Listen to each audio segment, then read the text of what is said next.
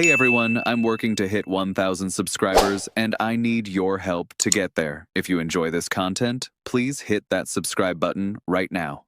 Hello everybody and welcome in, because right now it genuinely feels like we are standing on the edge of something, peering down at the final shape of the Toronto Blue Jays before the curtain rises on the 2026 season. Free agency is slowing to a crawl. Spring training is looming like a train you can already hear in the distance, and the Blue Jays are staring at their reflection, asking one last question: is this really it?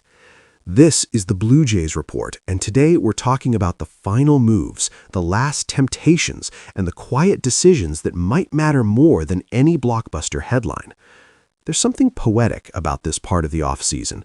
The chaos has faded, the big contracts have been signed, and now we're left with whispers instead of shouts. An article from Blue Jays Nation laid out 3 remaining free agents worth considering, and it reads almost like a menu at a restaurant you're about to leave. You're already full. The meal was excellent, but one last glance has you wondering if you should order dessert.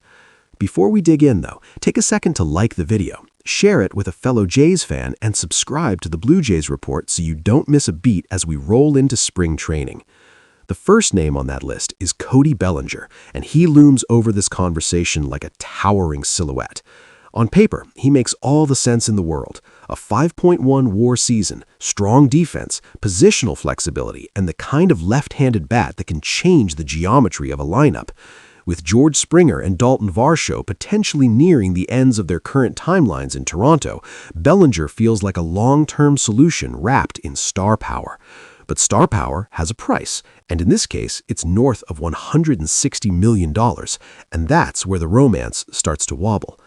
Cody Bellinger is baseball's great paradox. At his best, he looks like an MVP carved out of marble. At his worst, he's a reminder that confidence and mechanics can evaporate overnight. The Blue Jays have already gone big once this offseason, and it feels like that move scratched the itch for risk-taking. There's a sense, subtle but persistent, that Ross Atkins and company are choosing caution now, preferring balance over bravado. Bellinger would look magnificent in blue, but magnificence doesn't always align with philosophy. What makes this hesitation even more fascinating is the comparison to Kyle Tucker. Statistically, their recent seasons aren't worlds apart, and yet Tucker was pursued with far more urgency. That tells you everything you need to know about how the front office sees volatility. They're not just buying talent, they're buying predictability. And perhaps that's why the idea of handing everyday playing time to younger, cheaper options like Addison Barger or Nathan Lukes feels more appealing internally, even if it lacks the headline-grabbing sparkle. Then there's Eugenio Suarez, a name that thunders with raw power. 49 home runs have a way of cutting through any argument, like a foghorn in the night. Adding that kind of pop to a lineup is intoxicating, and for a brief moment, it's easy to imagine Rogers Center erupting as another ball disappears into the seats. But baseball rosters are ecosystems, and dropping Suarez into this one creates immediate congestion. The infield is already crowded with intention and investment. Vladimir Guerrero Jr. anchors first base like a monument. Ernie Clement earned second base with grit and consistency. Andres Jimenez was acquired to be an everyday defensive force.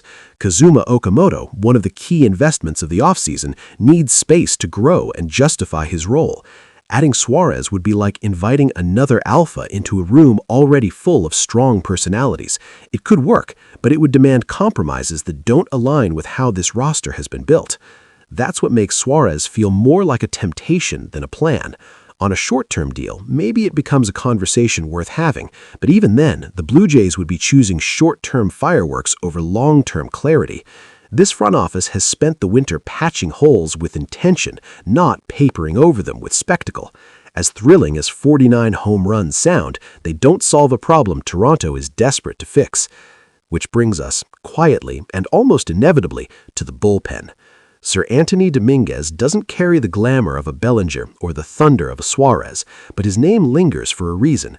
Bullpens are fragile creatures, prone to sudden collapse, and depth is never a luxury.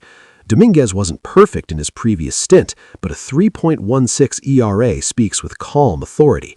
Yes, the walks were an issue, and yes, the whip raised eyebrows, but relievers live in shades of gray, not absolutes. When you look at the current bullpen, you see questions layered on top of potential. Jeff Hoffman needs redemption. Yimi Garcia needs health. Brandon Little's walk rate remains a high-wire act.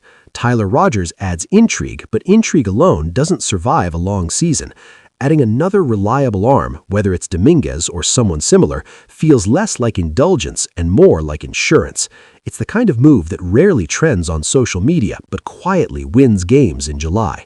And that, ultimately, feels like where this offseason is heading, not with a bang, but with a final brushstroke.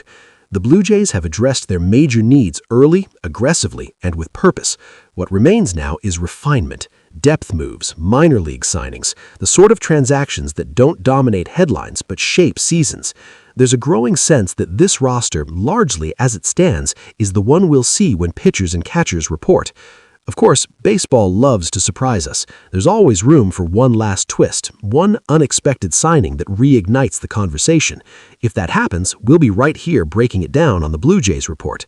But if it doesn't, that's not a failure. It's a statement, a declaration that this team believes in what it has built. So let us know what you think. Are the Blue Jays truly done, or is there one more move waiting in the shadows? Drop your thoughts in the comments, like the video, share it with a fellow Jays fan, and subscribe to the Blue Jays Report so you don't miss a beat as we roll into spring training.